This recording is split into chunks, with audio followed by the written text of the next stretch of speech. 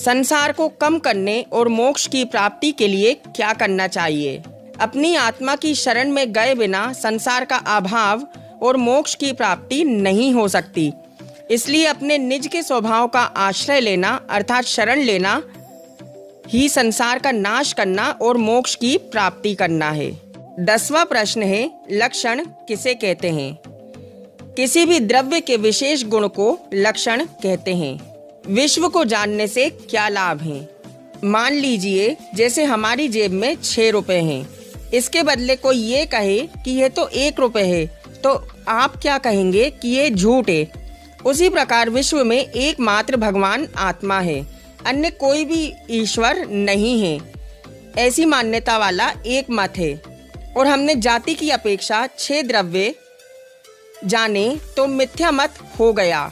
इसलिए कहते हैं कि जैसा ज्ञान है वैसा ही लाभ है। 12वां प्रश्न है, जिनवर किसे कहते हैं? जो जिनों में श्रेष्ठ होते हैं वे जिनवर कहलाते हैं। श्री गणधर देव भी जिनवर हैं। जिनवर वृषभ किसे कहते हैं? जो जिनवरों में श्रेष्ठ होते हैं उन्हें जिनवर वृषभ कहते हैं। प्रत्येक तीर्थंकर भगवान को भाव की अपेक्षा से जिनवर वृषभ कहा गया है। क्या 2 इंद्रिय वाले जीवों में और सिद्ध भगवान में समान गुण होते हैं? हाँ, चाहे कोई भी जीव हो, चाहे नरक का हो, 2 इंद्रिय वाला हो या सिद्ध जीव हो, उन सब में गुण समान ही हैं। गुणों की संख्या में जरा भी हेरफेर नहीं है।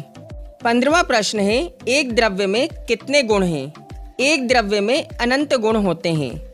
जब सिद्ध भगवान में और हमारे गुणों में अंतर नहीं है तो अंतर किसमें है? सिद्ध भगवान के गुणों में और हमारे गुणों में कोई भी अंतर नहीं है, अंतर मात्र पर्याय का है। 17वां प्रश्न है, मिथ्या दृष्टि लोग किससे अपनी महिमा मानते हैं और किससे नहीं मानते? मैं पुत्र वाला हूँ, मैं स्त्री वाला हूँ, मैं रुपए पैसे वाला हूँ, मैं सुंदर रूप वाला हूँ, मैं क्षमा वाला हूँ, मैं अणुव्रत महाव्रत वाला हूँ, मैं मुनि आचार्य हूँ, मैं महीनों उपवास करने वाला हूँ आदि इस प्रकार के वचनों से अपनी महिमा मानते हैं। परंतु मैं अनंत गुणों का अभेद पिंड ज्ञायक भगवान हूँ, इससे अपनी महिमा नहीं मानते हैं। 18वां प्रश्न है, रूपी कौन है? स्पर्श रस गंध वर्ण वाली वस्तु रूपी है। 19वां प्रश्न है, छद्मस्त का क्या अर्थ होता है? जिसके दर्शन और ज्ञान प्रकट नहीं हुए हों वे छद्मस्त कहलाते हैं। स्वतः सिद्ध से क्या तात्पर्य है? वस्तु दूसरों के द्वारा सिद्ध नहीं है, ईश्वर द्वारा बनाई हुई नहीं है, स्वभाव से स्वयं सिद्ध है, यही स्वतः सिद्ध का अर्थ है। 21वां प्रश्न है, जीव द्रव्य किसे कहते हैं?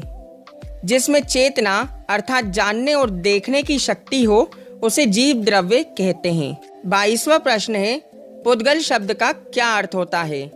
जो वस्तु बनती और बिखरती है, पुद यानी जुड़ना, गल यानी बिखरना, यही पुद्गल द्रव्य है। उत्पाद किसे कहते हैं? किसी वस्तु का नया रूप धारण करना उत्पाद कहलाता है। व्यय और ध्रुव्य का क्या अर्थ होता है? किसी वस्तु का पूर्व रूप नष्ट हो जाना व्यय कहलाता है और ठीक किसी वस्तु का एक स्थायी रूप से एक जैसा बने रहना ध्रुव्य अवस्था कहलाती है।